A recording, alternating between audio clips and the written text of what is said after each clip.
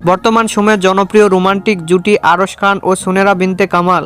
দিন দিন বাংলা নাটকের জনপ্রিয়তা বেড়েই চলেছে। সেই ধারাবাহিকতায় আবারও নতুন নাটক নিয়ে হাজির হয়েছেন জনপ্রিয় এই জুটি।